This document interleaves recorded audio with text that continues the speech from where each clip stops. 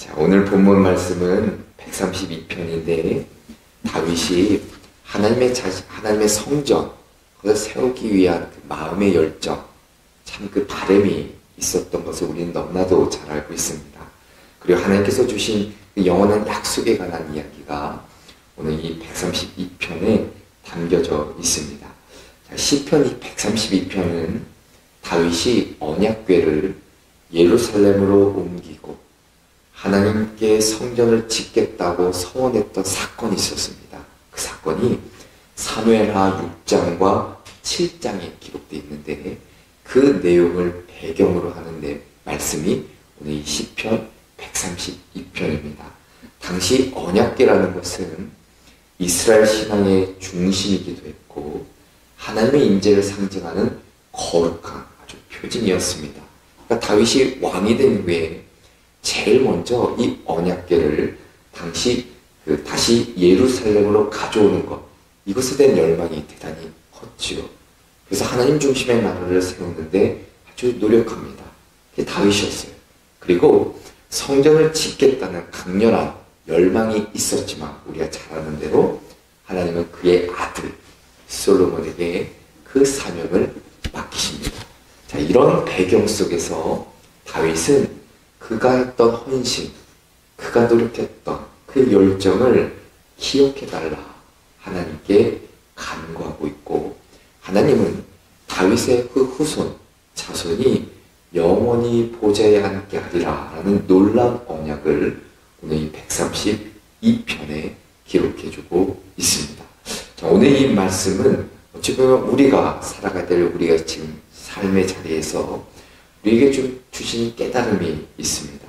다윗의 삶을 통해, 그리고 또한 더 나아가서는 하나님의 그 언약을 통해서 우리에게 들려주신 귀한 은혜가 있는데, 바로 그 하나님과 맺은 언약이었습니다. 그래서 1절에 어떻게 기록하냐면 여호와여 다윗을 위하여 그의 모든 겸손을 기억하소서라고 이야기합니다.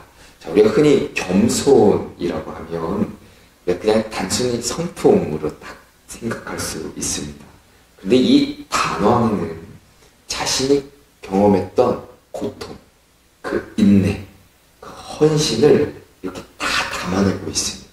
그러니까 전 인생의 수고를 다 담아내고 있습니다. 그러니까 다윗이 하나님의 언약궤를 예루살렘으로 모셔오기까지 겪었던 그 험난했던 일들, 그 모든 헌신, 그 고난의 시간을 통틀어서 바로 이 겸손이라는 단어 하나로 사용하고 있습니다. 그것을 하나님께서 기억해달라 이야기하고 있습니다. 그러니까 다윗은 예루살렘의 성을 세우고 자신을 위한 왕궁도 지었죠. 그런데 그가 참으로 마음 한켠에 품었던 바람은 하나님을 위한 처소, 하나님의 임재가 머무실 것을 세우는 일이었습니다. 자, 그래서 오늘 3절부터 5절의 말씀에 이렇게 얘기하는 겁니다. 내가 내 장막집에 들어가지 아니하며 내 침상에 오르지 아니하고 내 눈으로 잠들게 하지 아니하며 내 눈꺼풀로 졸게 하지 아니하기를 여호와의 처소 곧 야곱의 전능자의 성막을 발견하기까지 하리라 이야기해주고 있습니다. 자, 이 표현이 어찌 보면 시편이니까 시적인 표현이라 생각할 수 있지만 당시 고대 근동의 왕들에게 있어서 이 침상이라는 것은 단지 잠을 자는 이 가구, 그런 역할이 아닙니다. 이 침상은 왕권을 상징하고 휴식과 안정의 상징입니다. 그러니까 다윗은 왕으로서 누릴 수 있는 가장 기본적인 그 안락, 그 권리를 이렇게 포기한 겁니다.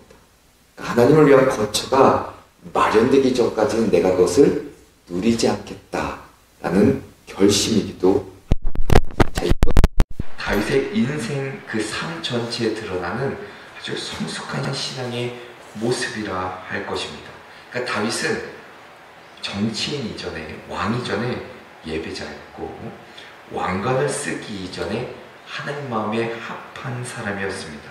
그러니까 그의 마음을 사로잡았던 것은 내가 어떻게 살 것인가가 아니라 하나님께서 이 땅에 어떻게 거하실 것인가에 대한 갈망이었다는 겁니다. 이 대목에서 우리는 하나님과 다윗 사이의 그 언약의 관계를 발견하게 되는데, 다윗이 단지 그냥 의무감으로 그 성막을 준비한 것이 아니라는 것이죠.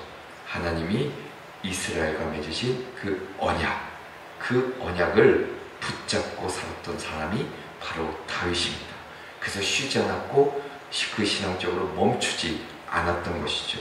하나님을 위한 처소, 언약궤가 모셔질 거룩한 자리를 마련하는 것이 자신의 존재 이유였고 왕으로서의 사명이라 생각했습니다.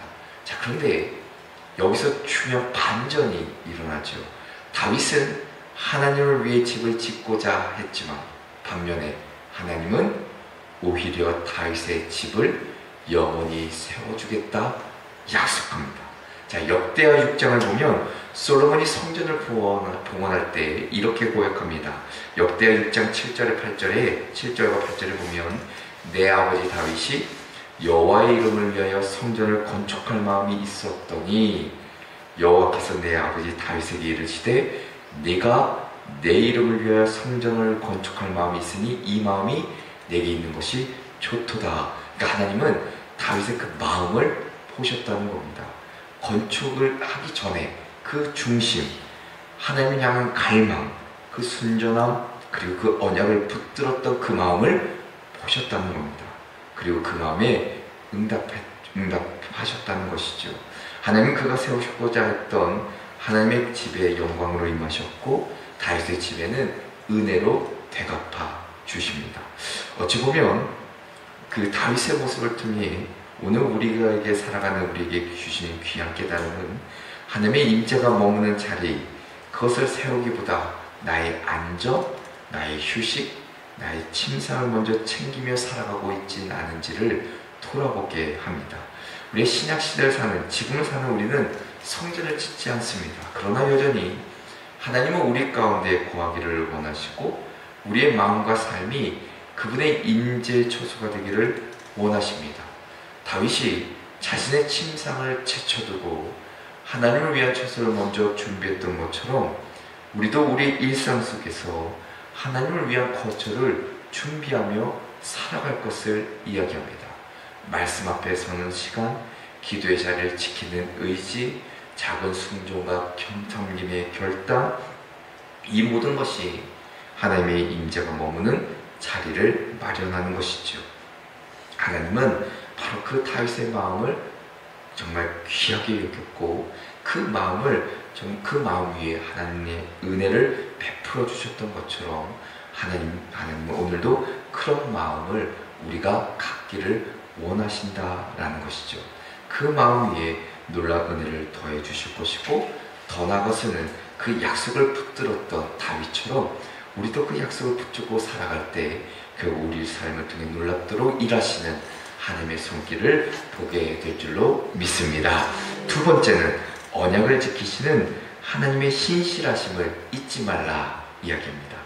자, 우리가 처음에 기억해야 될 것은 바로 언약을 붙든 다윗의 마음이었고, 두 번째는 바로 언약을 지키시는 하나님의 신실하심을 우리는 보아야 하는데, 자, 하나님은 다윗의 열심을 기억하십니다. 자, 그러나 그보다 더 놀라운 것은 하나님께서 당신의 언약을 동일하게 신실하게 시행했다라는 것에 있습니다. 오늘 11절의 말씀에 이렇게 기록하지요.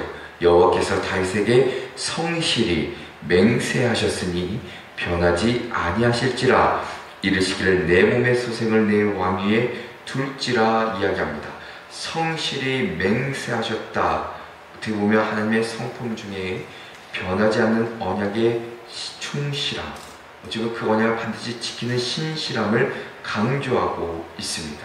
그러니까 하나님은 기분에 따라, 상황에 따라, 어떤 우리의 반응에 따라 언약을 지키시고 안 지키시는 분이 아니라는 것이죠.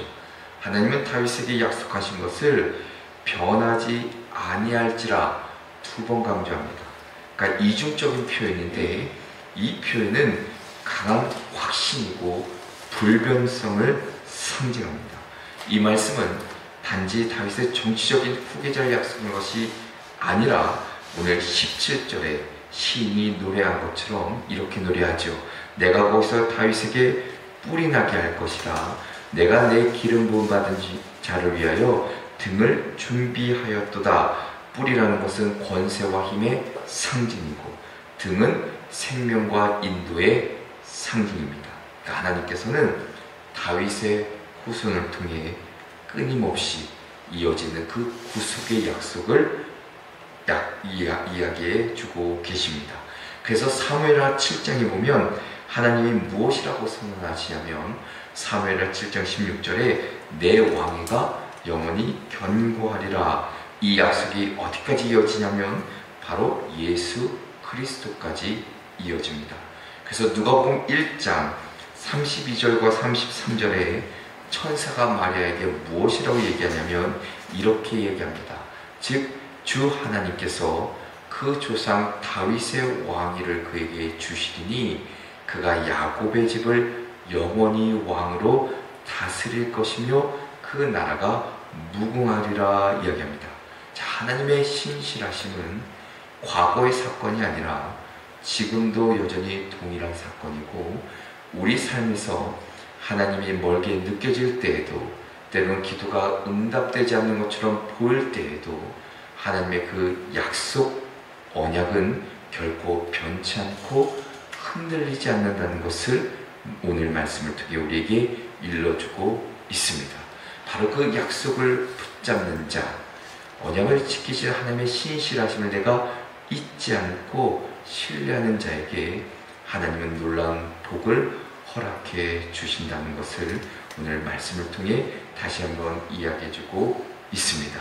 사랑하는 우리 성도 여러분, 우리의 믿음이 때로는 실패 가운데 때로는 어려움 속에 흔들릴지라도 변하지 않는 하나님의 약속을 붙잡고 살아갈 때 우리 삶에 참다운 위로가 있고 참다운 평안이 있을 뿐만 아니라 하나님의 도우심의 손길, 그 약속의 성취가 우리 삶에 있다는 것을 잊지 않으시는 저와 여러분 되시기를 주님의 이름으로 축원합니다. 끝으로는 언약 안에 머무는 자에게 부어지는 은혜가 있다라는 겁니다.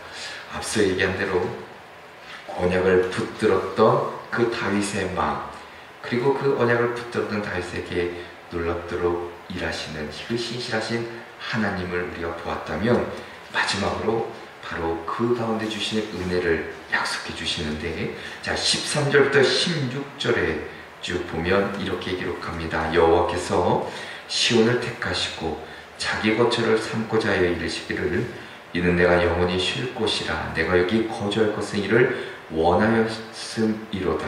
내가 이 성의 식료품에 풍족히 복을 주고 떡으로 그 빈민을 만족하게 하리로다.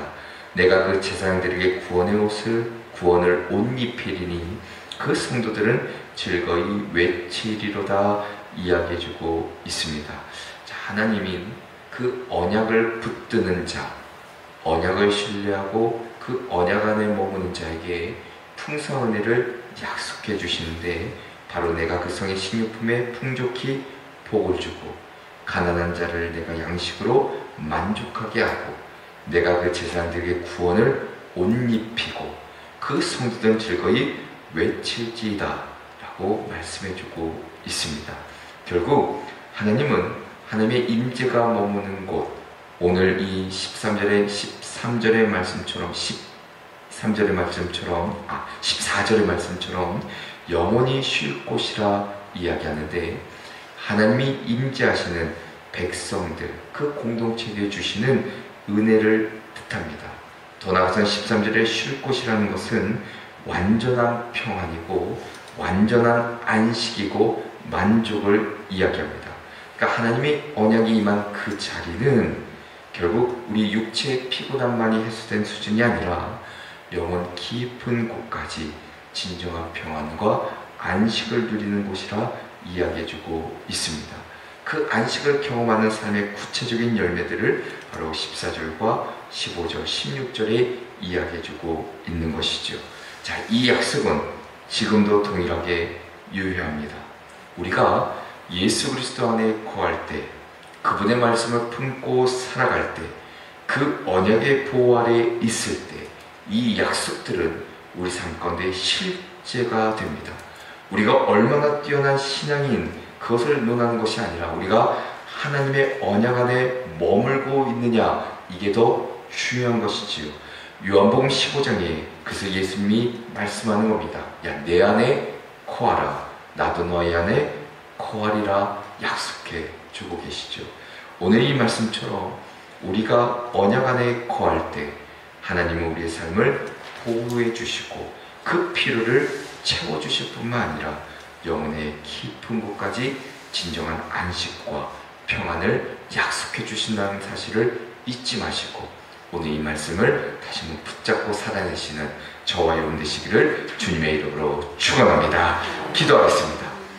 사랑과 은혜가 풍성하신 하나님 아버지, 오늘 다윗의 마음을 기쁘게 보시고 그 마음에 응답하셨던 그 하나님을 잊지 않게 하여 주시사 우리를 향한 언약을 변함없이 붙드신 그 하나님, 예수 그리스도 안에서 우리에게 그 언약을 이루어 주신 그 하나님의 놀라운 은혜를 다시 한번 믿고 의지하며 살아가는 저희들 되게 하여 주시옵소서. 우리의 삶이 흔들릴 때에도, 우리의 믿음이 약해질 때에도 주님의 신실하심이 변함이 없음을 우리는 믿습니다. 그 주님의 언약 안에 거하게 하시고 그 언약 안에서 참된 평안과 기쁨을 누리게 하여 주시옵소서. 오늘도 이 말씀을 붙잡고 살아갈 수 있도록 인도해 주실 줄 믿고 주 예수 그리스도의 이름으로 기도합니다. 아멘.